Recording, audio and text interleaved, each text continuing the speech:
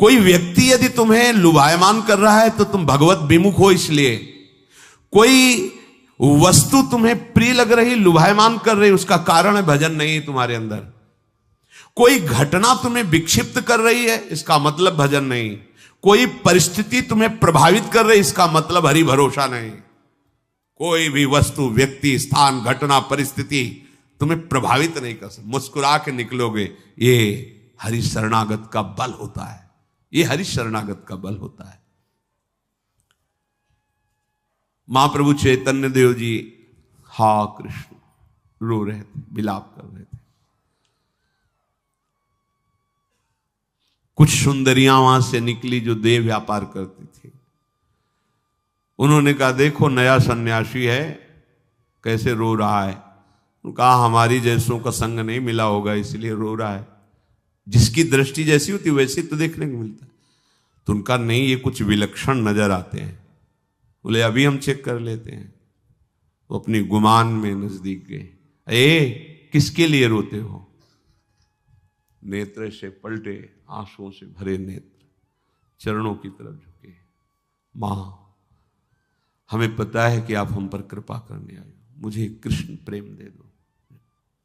और देखते वो सारी की सारी मलिनता गई, वो खुद रोने लगी। हाय मैं ऐसे परम पवित्र की प्रति क्या। उनकी दृष्टि में कोई सुंदर, उनकी दृष्टि में कोई आकर्षण, जहां कृष्ण प्रेम का रंग चढ़ता है उसे कोई प्रभावित कर सके। कोई व्यक्ति, वस्तु, घटना, परिस्थिति उसे डिगा सके नहीं।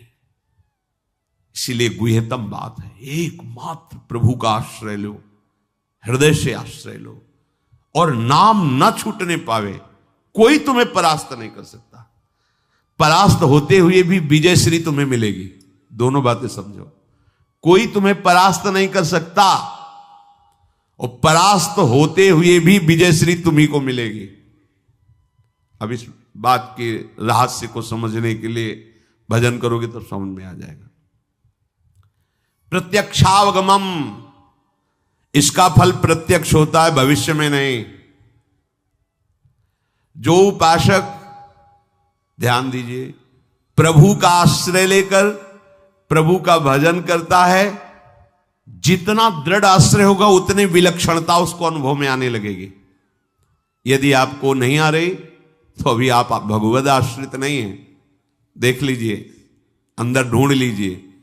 थोड़ा भी कोई बल होगा तो ये बल प्रकाशित है, जब ये बल प्रकाशित होगा तो चमत्कार हो जाएगा।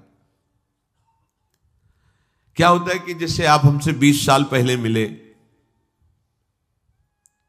5 मिनट वार्ता की आपने देखा। अब आप जब 20 साल बाद मिलोगे तो आपकी दृष्टि वही रहेगी, 20 साल पहले वही आदमी है। ये यहां 20 मिनट में बदलाव हो जाता है।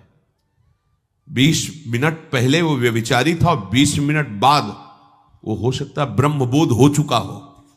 कृपा के लिए सेकंड काफी होता है उसका।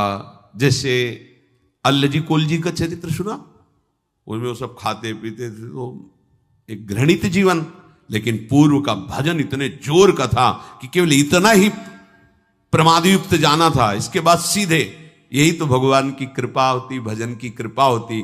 भजन कभी नष्ट नहीं होता। क्या चरित्र था उनका? राजा के साथ रहना, मदिरा पीना, मांस खाना, वो सब। स्थिति कहां है? भगवान की हर समय नजर है उन पर। क्यों? क्योंकि पूर्व में भजन करते रहे, इच्छा जागृत हो गई तो दिखा दिया भगवान ने कि देखो एक चीज समझना, आप धैर्यपूर्वक समझना, भगवान अपने पट्टे को कमजोर नहीं रखते, ध्यान रखना। भगवान का चेला कमजोर नहीं होता। कैसे कमजोर? तुम्हारी इतनी हृदय की महान स्थिति होनी चाहिए, पूरी सृष्टि के हर विकार तुम्हारी दृष्टि से गुजर जाएं और तुम्हारे मन में कोई वासना जागृत न हो, तब तो माना जाएगा कि गुरु के पट्टा हो। फिसड्डी थोड़ी काम होता है कि पशु पक्षियों की क्रीड़ा देखी और तुम मोहित हो गए।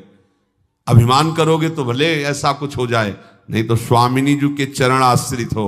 विश्व का कोई भी भोग, सौंदर्य, परिस्थिति, व्यक्ति, घटना तुम्हें प्रभावित कर ले तो तुम दास कैसे हो? तुम कैसे दास हो? नहीं। पक्का ही विश्वास कर लीजिए, जिस समय आप हृदय से हमारे प्रभु के आश्रित हो जाएंगे, एक चमत्कार प्रकट हो जाएगा, एक विलक्षणता आ जाएगी। देख लेना, आश्रय में बहुत बड़ा बल है, पर यह मिलता नहीं है बिना गुरु कृपा के। कहीं ना कहीं परिचय, व्यवहार का आश्रय, धन का आश्रय, जगत का आश्रय, संबंध, ये बड़ा प्रपंच है। गुरु कृपा से एक ही कैंची में पूरे संबंध कट जाते हैं, पर उसका कृपा का आश्रय कोई ले ले तो ना, नहीं तो फिर वही बात आ जाएगी कि दोष दृष्टि, देखो फंसा लिया ना। अगर गुरु से फंस जाओगे तो माया से छूट जाओगे, गुरु से फंस जाओगे तो इष्ट के अधीन हो जाओगे, अगर गुरु से स्वतंत्र हो जाओगे तो माया परतंत्र कर देगी। जो जितना, देखो भगवान कह रहे हैं प्रत्यक्षावगमम, प्रगट में इसका फल है, बाद में क्यों? प्रगट में क्या फल? जितना समर्पित हो जाओगे आप में विलक्षणता आने लगेगी, जीते जी परम गति का अनुभव हो जाएगा कि मैं जीवन मुक्त हो गया। ऐसा थोड़ी होता है कि अब पता नहीं हमारी क्या गति हुई, ऐसा नहीं होता, फाइनल हो जाता है हृदय में, हो गया काम। देखो काकभूषुंड जी गरुड़ जी से कह रहे हैं, अब कृत्य कृत्य भयो, हो गया, हमारा हो गया, सुखी न भयो भय की नाही। वो हृदय नाचने, हो गया काम, हो गया, कहीं आसक्ति नहीं, कोई चाह नहीं, वो हो जाता है, वो अंदर पता चल जाता है कि हाँ हो गया काम, हो गया। प्रत्यक्ष में मीरा जी कहते, जाने मोरी छाती में किससे बताऊं गिरधर मुझे कितना प्यार करते हैं। वही बोल रही, जो मैं ऐसा जानती प्रीति किए दुख होए, नगर ढिंडोरा पीटती है। कैसे समझ पाओगे महापुरुषों की बात है? कभी भजन नहीं करेंगे इसका, यह ऐसा ही है, मैं इसे कभी नहीं देखूं, कभी नहीं बोलूंगी, कभी। महाप्रीति है, महाप्रीति, उसी समय वो महाप्रीति में बोल रहा है। अब बाहरी लोग की देखो क्या ना, मीरा जी ने कृष्ण भजने में कितना दुख है, जो मैं ऐसा जानती है, फंस गई, गिरधर गोपाल ने फांस लिया, अगर पहले समझ जाती तो सुखी हो जाती। कह रहे ना, जो मैं ऐसा जानती प्रीति की ये दुख होए, ढिंडोरा पीट के कहती प्रीति ल करियो कोय। ये जानते हो कैसे बोल रहे? महाप्रेम में बोल रहे, महाप्रेम में। ये जो दुख शब्द है ना, ये विरह जनित बात कह रही है। और विरह में जो सुख है ना, वो ब्रह्मा भी तड़पते रहते कि कभी एक दो बूंद भगवत विरह का सुख मिल जाए। विरह का सुख मीरा जी उसको दुख कह के वर्णन कर रही, क्योंकि जैसे कोई दिल को मसला करे अपने प्रीतम की याद में, वो आह भरती, तब कहती मैं जो ऐसा जानती प्रीति की ये दुख होए, ये महासुख है। विरही को जो सुख दुख मिलता है वो ब्रह्मा परमेष्ठी पद में भी अनुभव नहीं करते, और विरही को जब सुख मिलता है तो उसकी तो बात ही अलग बात है। विरही के दुख के समान अनंत ब्रह्मांडों में कोई सुख नहीं है, और फिर विरही को जब संयोग सुख मिलता है उसकी तो बात ही क्या है। जब छिन छिन विहरत संग, छिन छिन निरखत प्रेम भरी, छिन जस कहत अभंग, यह जो कृपा हरिवंश की। तो इसका प्रत्यक्ष में वर्तमान में ही फल है जो भगवान बात कर रहे हैं। देखो आप नाम कीर्तन में डूब रहे हो, रोम रोम पुलकित हो रहा है, प्रत्यक्ष में फल है। प्रभु के भरोसे हो, किसी का सहारा नहीं, प्रत्यक्ष फल मिल रहा है। आप देखो क्षण क्षण में व्यवस्था होती, क्षण क्षण में व्यवस्था होती। अगले क्षण में जो होना है तुम्हें पता नहीं है, वो व्यवस्था अगले क्षण की पहले कर चुका है।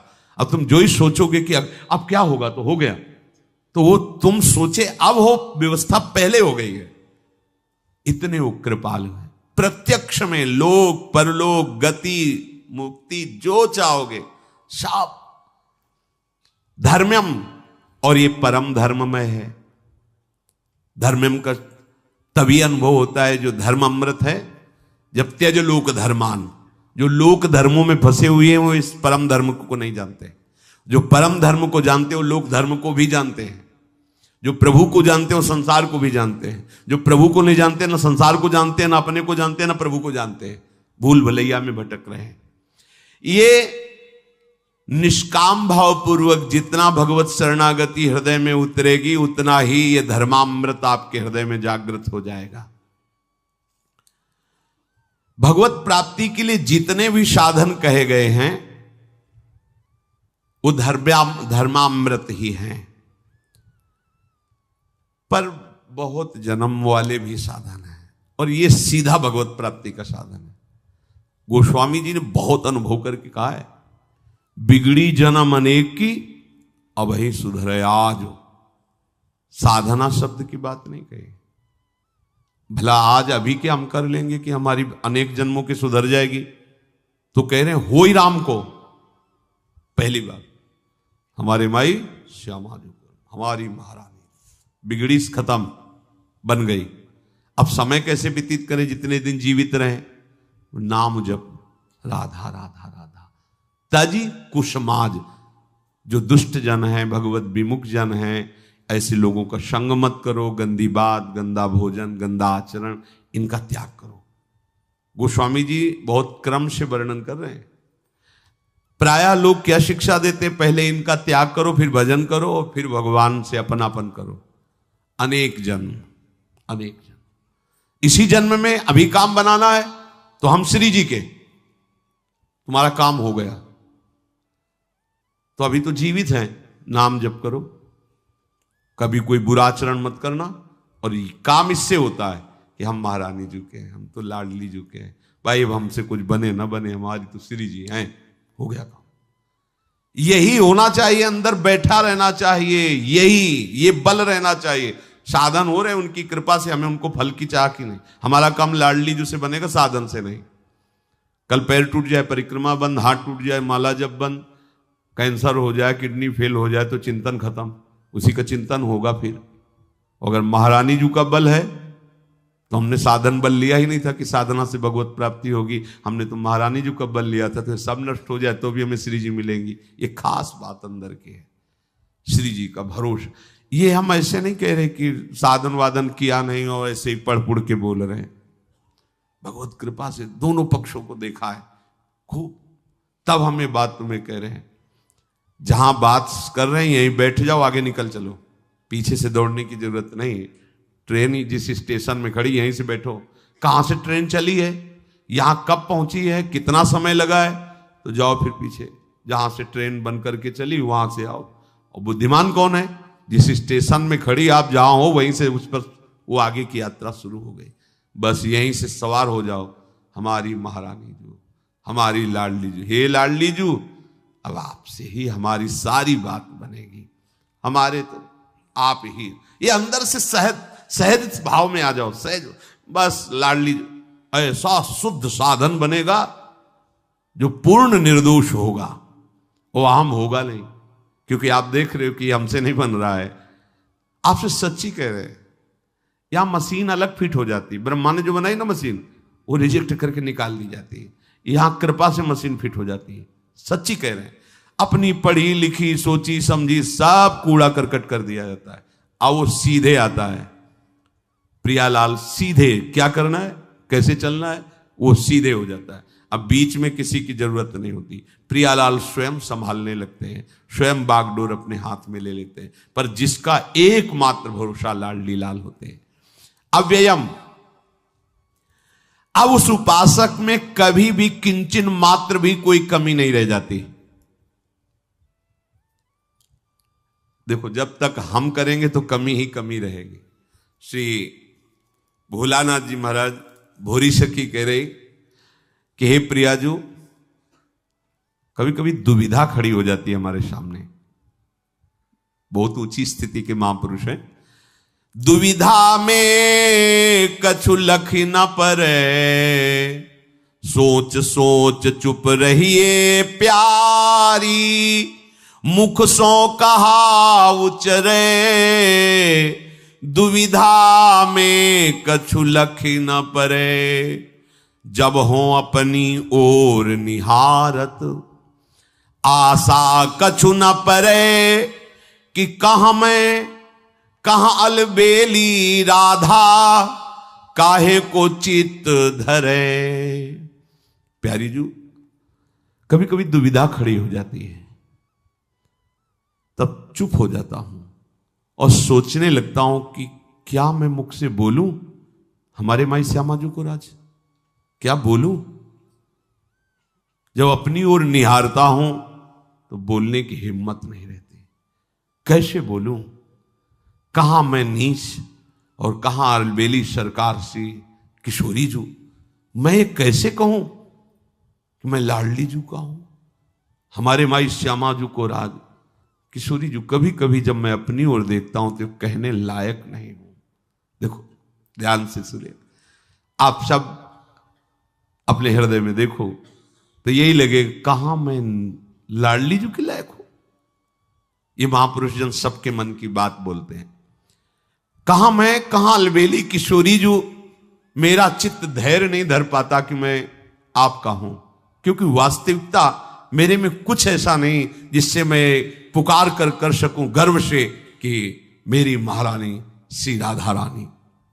लाडली जो जब अपनी करतूती विचारत तू हियरा अधिक डरे, हों तो नीच निंद सठ लंपट सो क्यों भुज पकड़े।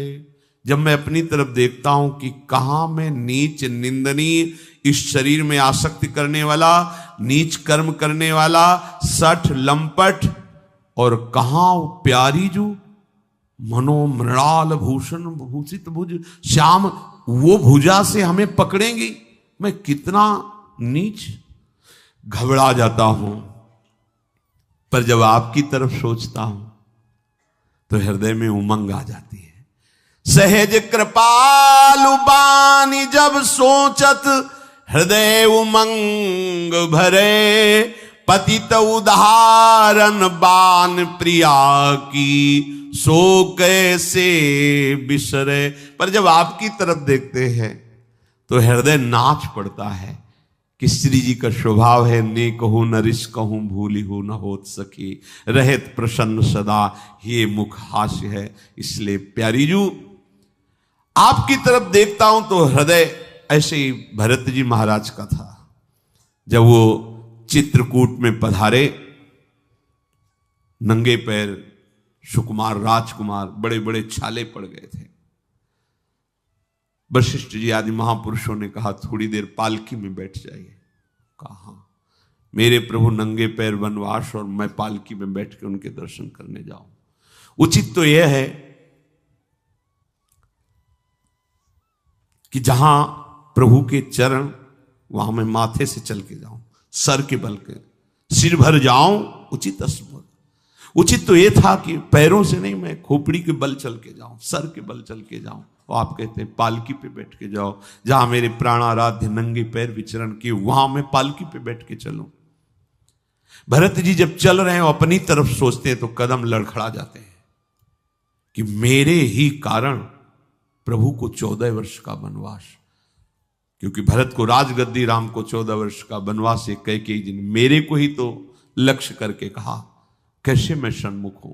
पर जब उनके स्वभाव की तरफ, प्रभु की कृपा की तरफ, तो उमंग करके पैर ऐसे ही जब हम अपनी तरफ देखते हैं तो हम लड़खड़ा जाते हैं कि कैसे गर्व से कहूं कि मेरी लाडली जू ऐसे नीच कर्म वाला, ऐसा अधम।